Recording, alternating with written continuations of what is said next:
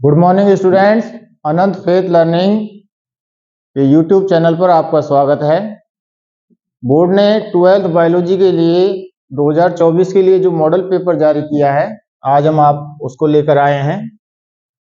जैसा आपको पता है कि इस बार ऑब्जेक्टिव क्वेश्चंस बहुत ज़्यादा हैं, जो एमसीक्यू हैं वो भी पिछली बार के बजाय डबल हैं, यानी 16 एमसीक्यू क्वेश्चन आपके फर्स्ट क्वेश्चन के अंतर्गत है। यानी फर्स्ट क्वेश्चन जो सेक्शन ए में है, देखिए बहुविकल्पी प्रश्न क्वेश्चन जो सेक्शन ए में है, इनमें देखिए जो पहला क्वेश्चन है ये एमसीक्यू क्वेश्चन है। फर्स्ट क्वेश्चन, पराग कणों की बाहरी भित्ति किस कार्बनिक पदार्थ की बनी होती है?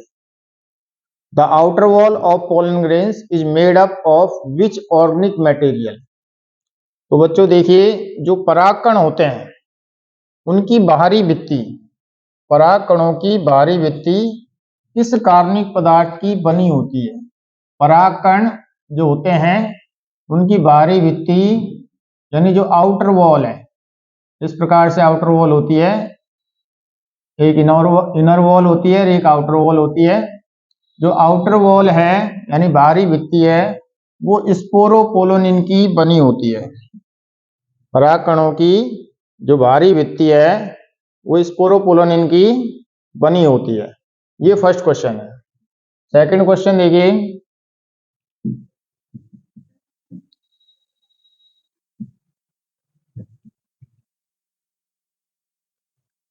शुक्राणुओं को पोषण देने का कार्य करती है सर्टोली कोशिका, नरजर्म कोशिका, लीडिंग कोशिका, शुक्रवाहिका। वर्क्स टू नरिश स्पंज, यानी कौन सी कोशिकाएं शुक्राणुओं को पोषण प्रदान करती हैं? यहां पर ऑप्शन देखिए आपके पास 4 हैं। सर्टोली कोशिका जो कि शुक्राणुओं को पोषण प्रदान करती हैं, ये इसका आंसर है। नरजर्म कोशिकाएं, लीडिंग कोशिकाएं भी होती हैं। नरजर्म कोशिकाएं जो होती हैं ये स्पर्मेटोगोनिया कोशिकाएं हैं जो शुक्राणु के निर्माण का कार्य करती हैं। और लीडिंग कोशिका टेस्टोस्टेरोन हार्मोन का स्राव करती है। तो इसका राइट आंसर है सर्टोली कोशिका। नेक्स्ट, थर्ड क्वेश्चन,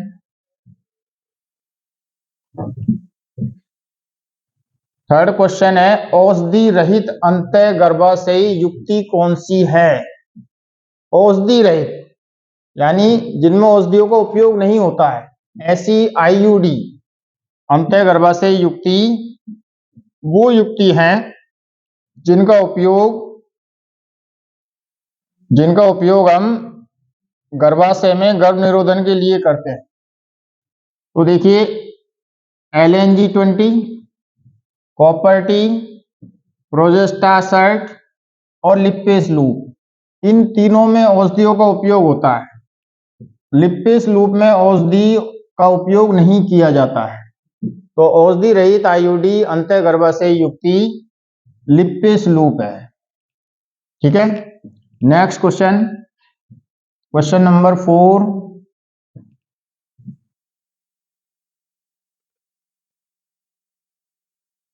निम्न में से कौन सा लिंग संलग्न रोग है? विच of the following is a sex linked disease? कौन सा जो रोग है वो लिंग संलग्न रोग है? यहां पर देखिए 4 रोगों के बारे में दिया है। A hepatitis, B AIDS, C haemophilia और डी हैजा। Hepatitis, AIDS, haemophilia and cholera. यहां पर बच्चों देखिए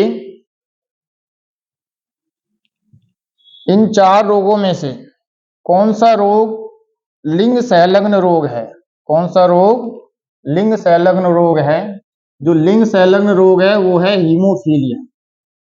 हीमोफीलिया जो कि लिंग गुणसूत्र, जिसका जो जीन होता है एक्स लिंग गुणसूत्र पर उपस्थित होता है। यहां पर देखिए एड्स वायरस जनित रोग है, हेपेटाइटिस वायरस जनित रोग है, वायरस के द्वारा होता है, और हैजा बैक्टीरिया के द्वारा होने वाला रोग है। तो हीमोफीलिया एक लिंग संलग्न रोग है। ठीक है, नेक्स्ट क्वेश्चन।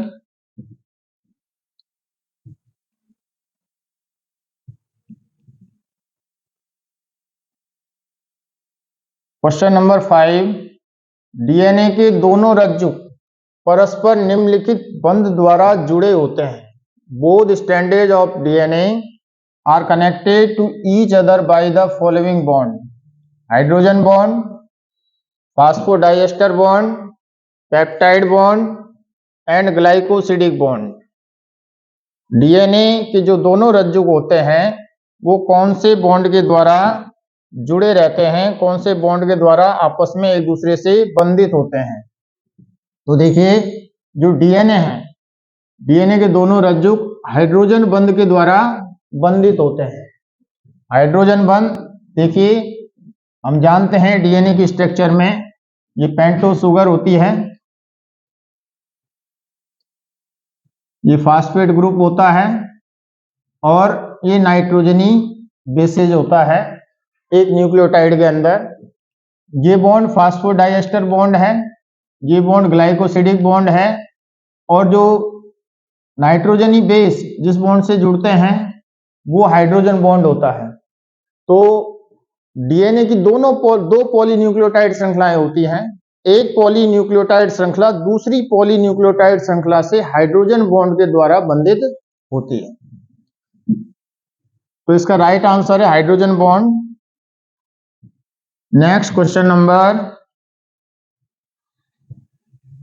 6, समजातता का सही उदाहरण है। समजातता, which of the following is the correct example of homology?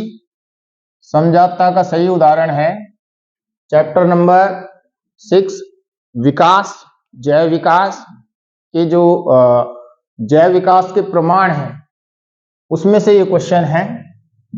समजातता का सही उदाहरण है, समजातता का वो अंग होते हैं, समजात अंग, जिनके कार्य समान होते हैं, उत्पत्ति और उद्भव उनकी अलग होती है। यहां पर देखिए, जो समजात अंग हैं, मानव, चीता, वेल के अग्रपात, मानव, चीता और वेल के अग्रपात समजातता का सही एग्जाम्पल है, सही उदाहरण है। नेक्स्ट क्वेश्चन देखिए,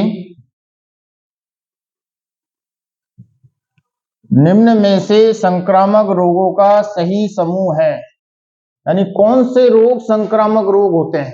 संक्रामक रोग वो रोग होते हैं जो रोगी से स्वस्थ व्यक्ति में फैलते हैं। ऐसे रोग जो रोगी से स्वस्थ व्यक्ति में फैलते हैं उन रोगों को संक्रामक रोग कहते हैं। यहां पर देखिए, संक्रामक रोगों का सही समूह हम देखेंगे। ए में निमोनिया है। निमोनिया आप जानते हो बेटा कि निमोनिया बैक्टीरिया के द्वारा होने वाला रोग है और निमोनिया संक्रामक होता है। टाइफाइड, टाइफाइड भी बैक्टीरिया के द्वारा होने वाला रोग है और टाइफाइड भी संक्रामक होता है। कैंसर, कैंसर कार्सिनोजन के द्वारा होता है, कैंसर संक्रामक नहीं होता है। तो यहां पर देखिए, निम्न में से संक्रामक रोगों का जो समूह है, संक्रामक रोगों का जो ग्रुप है वो हमको सेलेक्ट करना है। तो यहां पर देखिए, कैंसर संक्रामक रोग नहीं है, तो ये नहीं है, क्रॉस, यानी कि ये ऑप्शन सही नहीं है। दूसरा देखिए, निमोनिया संक्रामक है, पेचिस भी दूषित जल और दूषित भोजन से होता है, एड्स भी संक्रामक है। तो ये तीनों ही रोग संक्रामक है। तीसरा जो है ऑप्शन है, एड्स है, कैंसर है, पेचिस है, यहां पर भी कैंसर दिया है जो संक्रामक नहीं है। ठीक है, इधर देखिए मलेरिया, टेटनेस, यहाँ टेटनेस संक्रामक नहीं है, संधि शोथ भी संक्रामक नहीं है। तो इसका आंसर है निमोनिया, पेचिस और एड्स। तो ये ऑप्शन बी इसका राइट आंसर है। नेक्स्ट देखिए,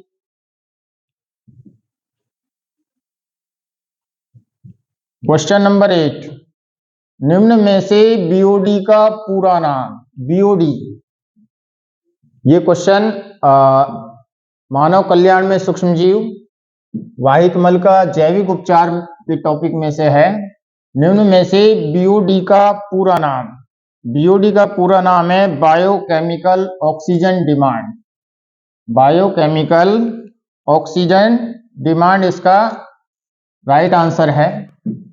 देखिए बच्चों, इसमें बायोलॉजिकल ऑक्सीजन डेफिशिएंसी भी दिया हुआ है। बायोलॉजिकल ऑक्सीजन डेफिशिएंसी जैविक ऑक्सीजन की कमी होता है। बायोकेमिकल ऑक्सीजन डेफिशिएंसी ये भी बायोकेमिकल ऑक्सीजन की कमी है। बायोलॉजिकल ऑक्सीजन डिमांड, ठीक है, ये जैव ऑक्सीजन की आपूर्ति है। इसका right answer biochemical oxygen demand है, सी। नेक्स्ट देखिए,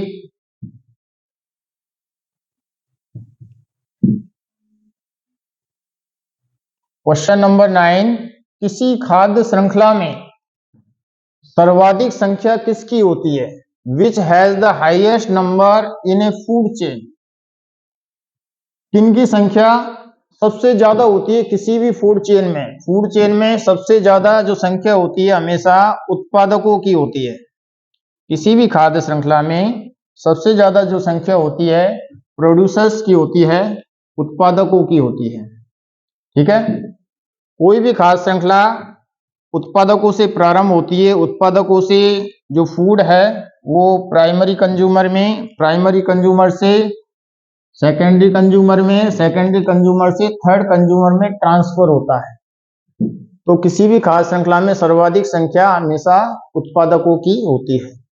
नेक्स्ट देखिए क्वेश्चन नंबर 10, निम्न में से आणविक कैंची किसे कहते हैं?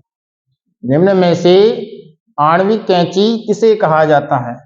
यानी कौन सा एंजाइम है जिसको हम आणविक कैंची कहते हैं, जो डीएनए को काटने का कार्य करता है? तो देखिए, डीएनए लाइगेज जो डीएनए खंडों को जोड़ने का कार्य करता है। रिस्ट्रिक्शन एंडोन्यूक्लिएज जिसे हम प्रतिबंधन एंजाइम भी कहते हैं, ये आणविक कैंचिया कहलाता है। ये डीएनए को काटने का कार्य करता है। इसे टेलरिंग ऑफ द डीएनए भी कहा जाता है, also called tailoring of the DNA, tailoring of the DNA. Next देखिए,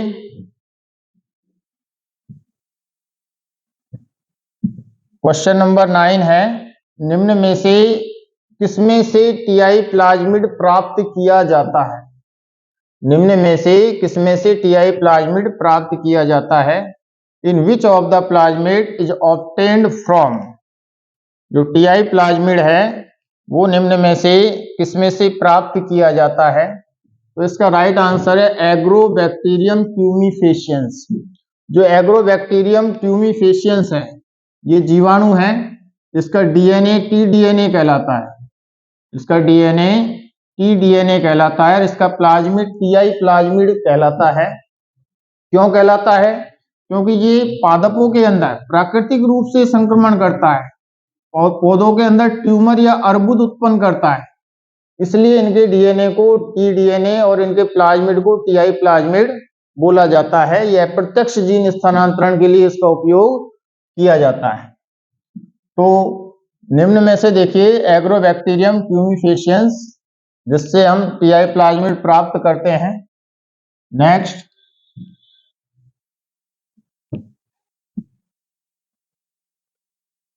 क्वेश्चन नंबर 12 है, निम्न में से समष्टि का गुण है, यानी एक समष्टि जो होती है, पॉपुलेशन जिसको बोलते हैं, किसी जीव की कुल संख्या, किसी जीव की कुल संख्या जिसको समष्टि या फिर पॉपुलेशन बोला जाता है, उसके जो गुण होते हैं, जो उसकी प्रॉपर्टीज हैं, जन्म दर भी होता है, मृत्यु दर भी होता है, लिंग अनुपात भी होता है, यानी उपयुक्त सभी, ये तीनों ही इसके समष्टि के महत्वपूर्ण गुण हैं। नेक्स्ट देखिए क्वेश्चन नंबर 13,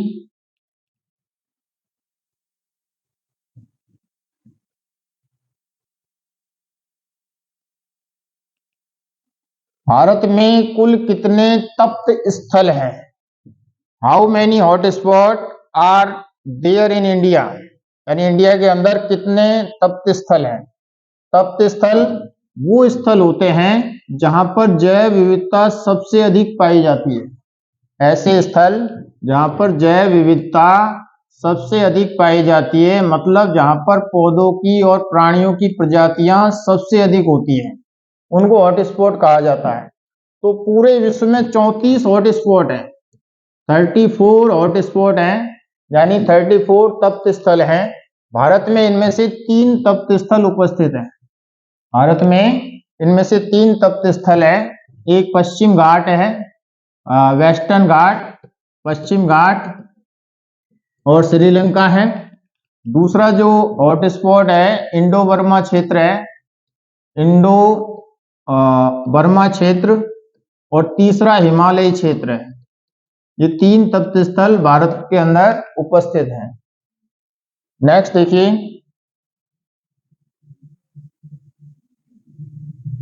क्वेश्चन नंबर 14, निम्न में से कौन सा पिरामिड सदैव सीधा होता है? कौन सा पिरामिड सदैव सीधा होता है? हमेशा ऊर्जा का जो पिरामिड है वो हमेशा सीधा होता है। क्यों होता है? क्योंकि जो ऊर्जा का पिरामिड होता है उसमें उत्पादकों की ऊर्जा हमेशा सबसे ज्यादा होती है, और उत्पादकों को ही सबसे पहले पिरामिड में लिखा जाता है, यानी पिरामिड में सबसे पहले अंकित किया जाता है उत्पादकों को। और हम जानते हैं उत्पादकों की ऊर्जा सबसे ज्यादा होती है, प्रोड्यूसर्स की ऊर्जा सबसे ज्यादा होती है, प्रोड्यूसर्स की एनर्जी सबसे ज्यादा होती है। क्यों होती है? बिकॉज फोटोसिंथेसिस प्लांट ही करते हैं, यानी सन एनर्जी को एब्जॉर्ब करके केमिकल एनर्जी में कन्वर्ट करते हैं, इसलिए प्रोड्यूसर से उत्पादकों की एनर्जी सबसे ज्यादा होती है। इसलिए एनर्जी की जो पिरामिड है, एनर्जी के ऊर्जा के जो पिरामिड है वो हमेशा सीधे होते हैं।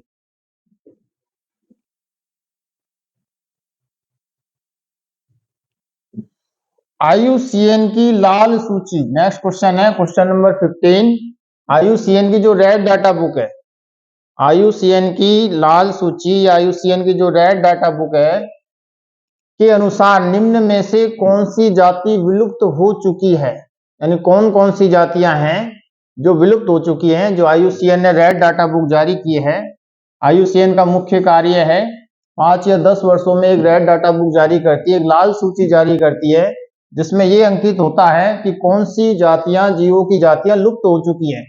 यहाँ पर देखिए डोडो है, ये जाति भी लुप्त हो चुकी है। क्वेगा है, ये जाति भी लुप्त हो चुकी है। थाइलेसिन है, ये भी जाति लुप्त हो चुकी है।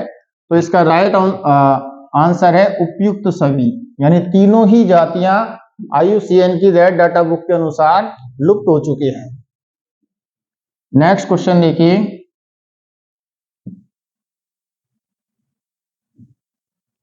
क्वेश्चन नंबर 16, ऐसी कौन सी पारस्परिक क्रिया है जिसमें एक जाति को लाभ होता है और दूसरी जाति को न लाभ होता है और न ही हानि होती है? तो यहां पर देखिए सहभोजिता, जो सहभोजिता है, सहभोजिता में न तो लाभ होता है एक जाति को और न ही कोई हानि होती है, यानी एक जाति को तो लाभ होता है और दूसरी जाति को न तो लाभ होता है और न हानि होती है।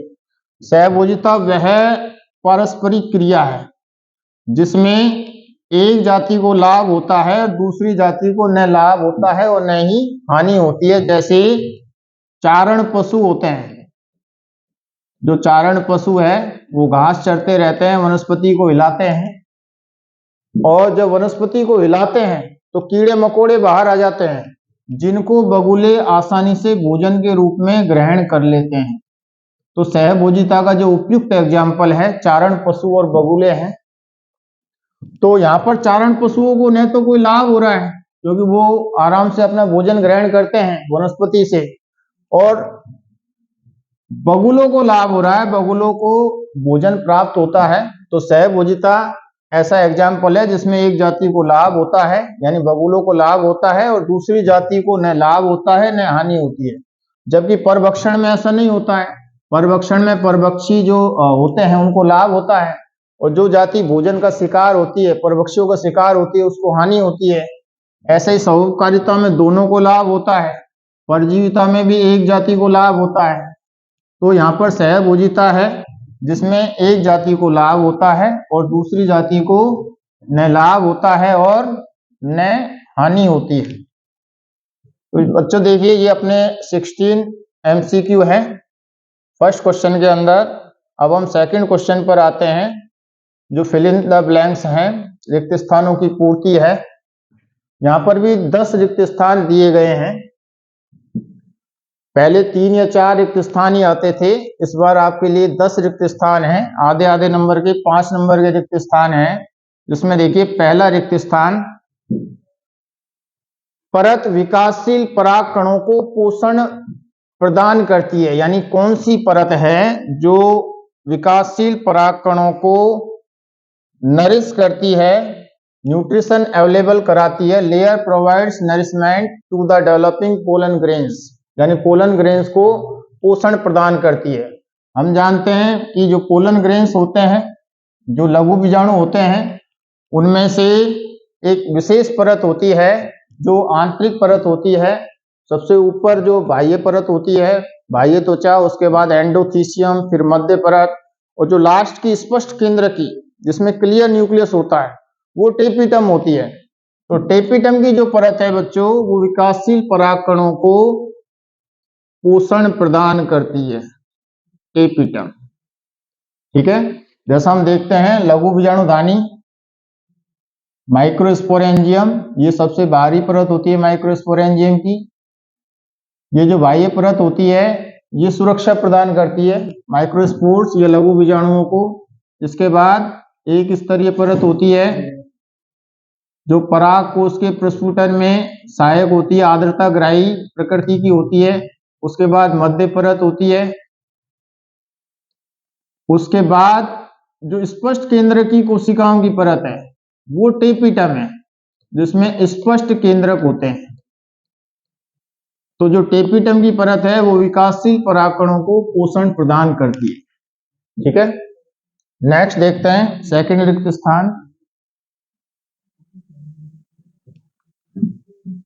एक परिपक्व नरयुग्मक के निर्माण की प्रक्रिया को कहते हैं, एक परिपक्व नरयुग्मक के निर्माण की प्रक्रिया को रिक्त स्थान कहते हैं।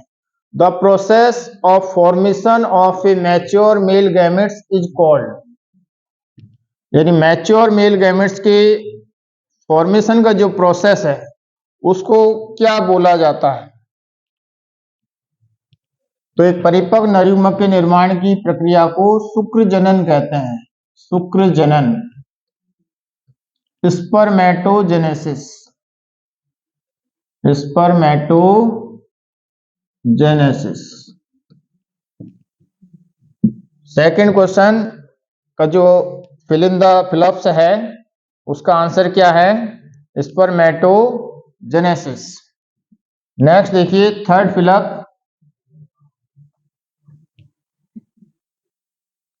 उत्परिवर्तन उत्पन्न करने वाले कारक कहलाते हैं, उत्परिवर्तन उत्पन्न करने वाले कारक कहलाते हैं। जो उत्परिवर्तन उत्पन्न करते हैं उन कारकों को क्या बोला जाता है? तो the factors causing mutation, mutations means होता है आकस्मिक परिवर्तन, डीएनए के क्षारकों में होने वाला आकस्मिक परिवर्तन उत्परिवर्तन या म्यूटेशन कहलाता है, म्यूटेशन कहलाता है। तो इसके जो कारक होते हैं उनको हम बोलेंगे उत्परिवर्तजन, उत्परिवर्तजन, म्यूटेजेंस, म्यूटेजेंस। ये कारक भौतिक कारक भी होते हैं, रासायनिक कारक भी होते हैं, जैविक कारक भी होते हैं, जो कि उत्परिवर्तन उत्पन्न करते हैं, डीएनए के क्षारकों में आकस्मिक परिवर्तन करते हैं। नेक्स्ट देखिए बच्चों, जो नेक्स्ट फिलअप्स है, एक प्रारूपी केंद्रक में हल्के अभिरंजित हुए क्षेत्र, एक प्रारूपी केंद्रक के अंदर हल्के अभिरंजित हुए क्षेत्र क्या कहलाते हैं? The lightly stained areas in a typical nucleus are called, जो लाइटली एरियाज होते हैं टिपिकली न्यूक्लियस के अंदर, उनको क्या बोला जाता है?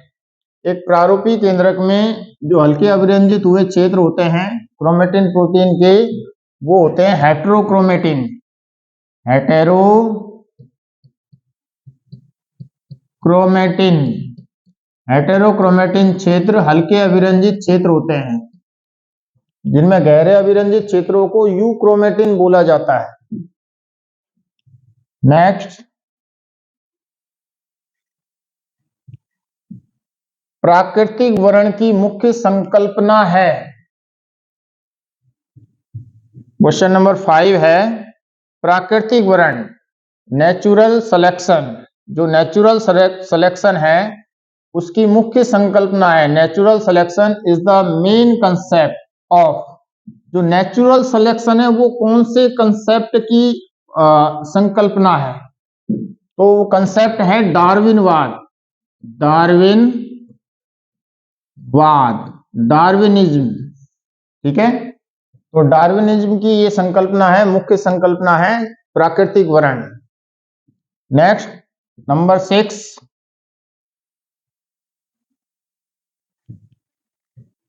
कोलेस्ट्रम में रिक्त स्थान प्रतिरक्षी की प्रचुरता होती है। Colostrum is rich in antibodies. Colostrum यानी खीस, जो माता का प्रथम स्तन्य दुग्ध होता है उसको बोला जाता है कोलेस्ट्रम, उसको हम बोलते हैं कोलेस्ट्रम। कोलेस्ट्रम को खीस भी कहते हैं, प्रथम स्तन्य दुग्ध। इसके अंदर कौन सा प्रतिरक्षी होता है, कौन सा एंटीबॉडी होता है? तो बच्चों देखिए, इसके अंदर एंटीबॉडी होता है IgA, इम्यूनोग्लोबुलिन ए। जो इम्यूनोग्लोबुलिन प्रोटीन है, प्रतिरक्षी प्रोटीन है। 3 प्रतिरक्षी प्रोटीन बहुत ही इंपॉर्टेंट है आपके लिए। एक IgA है, एक IgE है, एक IgG है। जो IgA है ये कोलेस्ट्रम में होता है, खीस में प्रेजेंट होता है, शिशु के अंदर रोग प्रतिरोधक क्षमता विकसित करता है। ठीक है, IgE है, ये एलर्जी के समय स्रावित होता है, एलर्जी कारकों से सुरक्षा प्रदान करता है।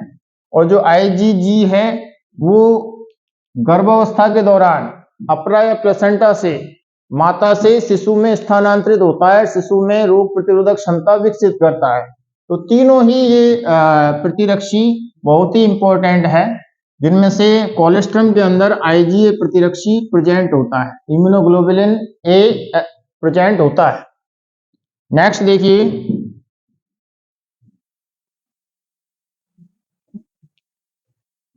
एथेनॉल के बड़े पैमाने पर उत्पादन के लिए, एथेनॉल के बड़े पैमाने पर उत्पादन के लिए रिक्त स्थान का प्रयोग किया जाता है। किसका प्रयोग किया जाता है? एथेनॉल हम जानते हैं C2H5OH, एथेनॉल C2H5OH यानी कि मदिरा है। इसके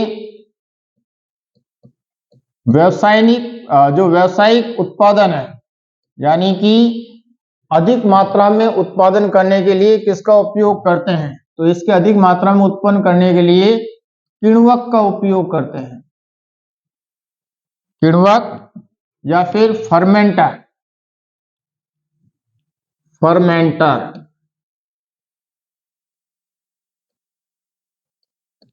बड़े बड़े पात्र होते हैं, बड़े बड़े पात्रों में किण्वन क्रिया कराई जाती है, फर्मेंटेशन क्रिया कराई जाती है। फलों के रस को या अनाज के रस को सड़ाया गलाया जाता है ऑक्सीजन की अनुपस्थिति में, एब्सेंस ऑफ द ऑक्सीजन।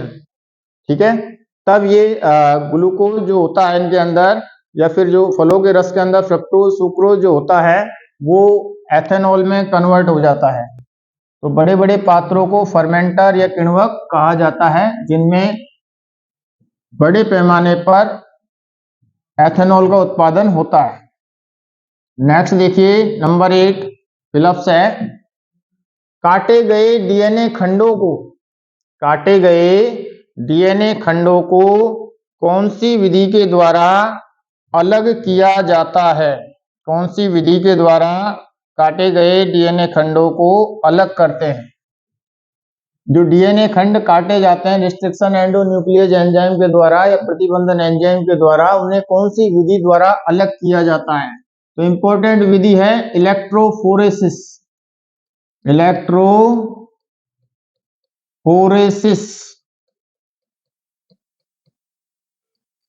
जिसको जैल वैद्युत संचलन भी बोला जाता है। जैल वैद्युत संचलन। इस विधि के द्वारा काटे गए डीएनए खंड, जो डीएनए फ्रेगमेंट्स होते हैं, उनको सेपरेटेड किया जाता है। सेपरेशन मेथड है। नेक्स्ट, किसी कोशिका कर्तोतक से पूर्ण पादप बनने की क्षमता, किसी कोशिका कर्तोतक से पूर्ण पादप बनने की जो कैपेबिलिटी होती है, उसको क्या बोला जाता है? Capacity to generate a whole plant from any cell, any explant is called totipotency. क्या बोला जाता है इसको? टोटिपोटेंसी, जिसको हम हिंदी में पूर्ण सप्तता भी कहते हैं। पूर्ण सप्तता। जैसे ह्यूमन एम्ब्रियो में जो प्राइमरी कंडीशन का जो एम्ब्रियो होता है, ब्लास्टुला है, उसके अंदर स्टेम सेल्स प्रेजेंट होती हैं, जो टोटिपोटेंसी सेल्स हैं, पूर्ण सप्त कोशिका हैं, जिनसे ह्यूमन का क्लोन तैयार किया जा सकता है। उसी प्रकार से किसी कोशिका कर्तोतक से पूर्ण पादप बनने की जो क्षमता है, उसको पूर्ण सप्तता कहा जाता है। नेक्स्ट देखिए, बहुत ही इंपॉर्टेंट फिलअप्स है। नंबर 10, मेघालय के बहुत सी दुर्लभ पादप जातियों की शरण स्थली है। मेघालय के रिक्त स्थान बहुत सी दुर्लभ जातियों की शरण स्थली है। ये जैव विविधता वाले चैप्टर में से है, लास्ट चैप्टर में से है। In Meghalaya are the last refugee for a large number of rare plants, जहां पर लार्ज नंबर में रेयर प्लांट्स प्रेजेंट हैं।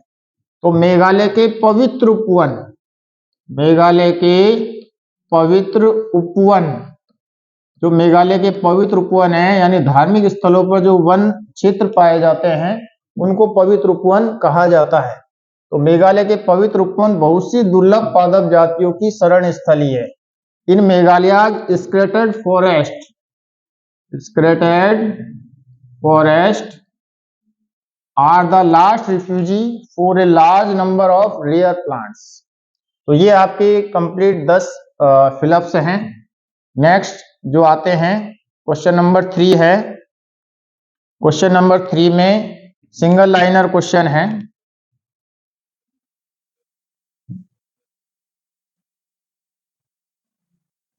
सिंगल लाइनर क्वेश्चन में देखिए, फर्स्ट क्वेश्चन है, परागण किसे कहते हैं? What is pollination? What is pollination? जो पॉलिनेशन है उसको डिफाइन करना है। पॉलिनेशन क्या है? परागण किसे कहते हैं? परागकण, परागकण की पुष्प की वर्तिकाग्र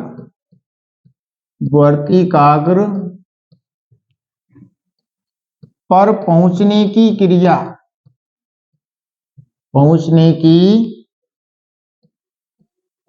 क्रिया। जैसा हम जानते हैं, जो मादा जननांग है, ये मादा जननांग है पुष्प का, जिसे हम गाइनोसियम या जायांग कहते हैं। ये फिलामेंट है, ये एंथर है। एंथर में पोलन ग्रेन्स फॉर्म होते हैं। ये पोलन ग्रेन्स जब एंथर मैच्योर हो जाता है, परागकोश मैच्योर हो जाता है, तो ये परागकण पोलन ग्रेन्स स्टिग्मा पर पहुंचते हैं, यानी वर्तिकाग्र पर पहुंचते हैं। This process is called pollination. This process is called pollination. इस प्रोसेस को हम परागण कहते हैं। तो परागकणों की पुष्प की वर्तिकाग्र पर पहुंचने की जो क्रिया है, उसे हम परागण या पॉलिनेशन कहते हैं। नेक्स्ट क्वेश्चन है क्वेश्चन नंबर 2, वंशागति का गुणसूत्रीय सिद्धांत किसने दिया? वंशागति का गुणसूत्रीय सिद्धांत किसने दिया? तो बच्चों, वंशागति का जो गुणसूत्रीय सिद्धांत है वो सटन और बोवेरी ने दिया। वैज्ञानिक का नाम लिखना है, सटन और बोवेरी। तो सटन और बोवेरी ने ही बताया था सबसे पहले कि जो गुणसूत्र है, जिस तरीके से गुणसूत्र जोड़े में रहते हैं और वो अर्थसूत्री विभाजन में ही जोड़े से अलग होते हैं, वैसे ही जीन भी जोड़े में रहते हैं और अर्थसूत्री विभाजन जब शुक्र जनन या अंड जनन होता है तभी वो जोड़े से अलग होते हैं। Next,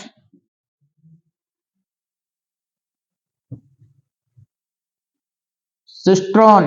what is cistron? यह संपार क्या है? तो वह डीएनए खंड जो पॉलीपेप्टाइड का कूट लेखन करता है, यानी वह डीएनए खंड जो पॉलीपेप्टाइड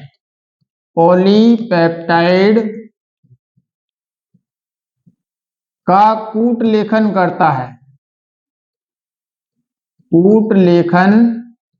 करता है, यानी ट्रांसक्राइब डीएनए फ्रेगमेंट जो प्रोटीन सिंथेसिस यानी कि पॉलीपेप्टाइड चेन प्रोटीन का निर्माण करता है, उसे बोलते हैं सिस्ट्रॉन। तो वह डीएनए खंड जो पॉलीपेप्टाइड का कूट लेखन करता है उसको सिस्ट्रॉन या संपार कहते हैं। नेक्स्ट देखिए, अनुकूली विकिरण जैव विकास के चैप्टर में से है, का कोई एक उदाहरण दीजिए। अनुकूली विकिरण का जो उपयुक्त एग्जाम्पल है वो है डार्विन फिंच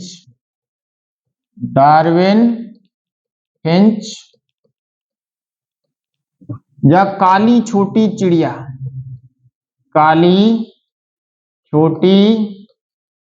चिड़िया जो डार्विन ने सबसे पहले गैलापैगोस द्वीप समूह पर देखी थी, जिसे उन्होंने अपने जैव विकास का आधार बनाया, उद्विकास का एक आधार बनाया। अनुकूली विकिरण का एक उपयुक्त एग्जाम्पल है।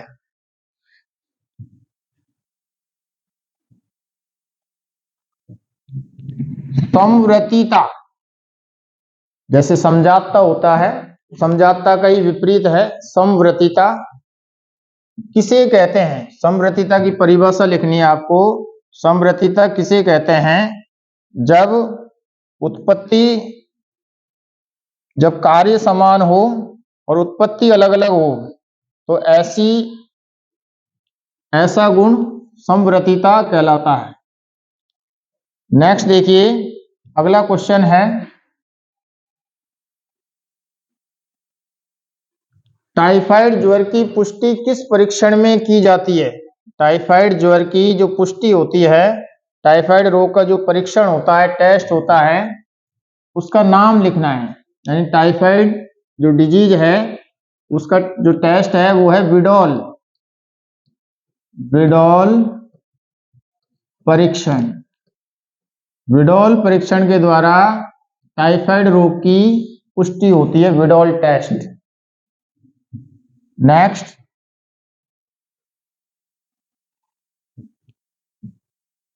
प्रारंभिक कूट जो आरंभक कोडोन होता है, प्रारंभिक कूट एयूजी किस अमीनो अम्ल को कोडित करता है? बहुत इंपॉर्टेंट क्वेश्चन है कि प्रारंभिक जो कूट है एयूजी है, किस अमीनो अम्ल को कोडित करता है? प्रारंभिक कोडोन है एयूजी, ये कौन से अमीनो अम्ल को संश्लेषित करता है, कोडित करता है? तो वो अमीनो अम्ल है मैथियोनिन।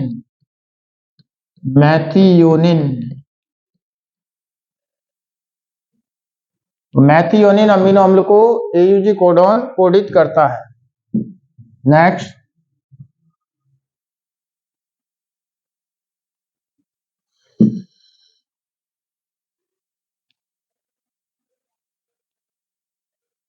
दही में कौन सा लाभदायक जीवाणु मिलता है? यानी दही के अंदर कौन सा लाभदायक जीवाणु पाया जाता है? तो दही के अंदर लैक्टोबैसिलस जीवाणु उपस्थित होता है। यह लैक्टोबैसिलस जो दूध में लैक्टोज शर्करा है उसको स्कंदित कर देता है, दूध को दही में बदल देता है। तो दही में लैक्टोबैसिलस जीवाणु उपस्थित होता है जो पाचन क्रिया को तेज करता है। ठीक है बच्चों, तो ये सेक्शन ए के अपने सारे ही MCQ fill in the blanks और सिंगल लाइनर क्वेश्चन है। आगे हम सेक्शन बी के आपके बड़े क्वेश्चनों के लिए नेक्स्ट वीडियो में लेकर आएंगे। Thank you.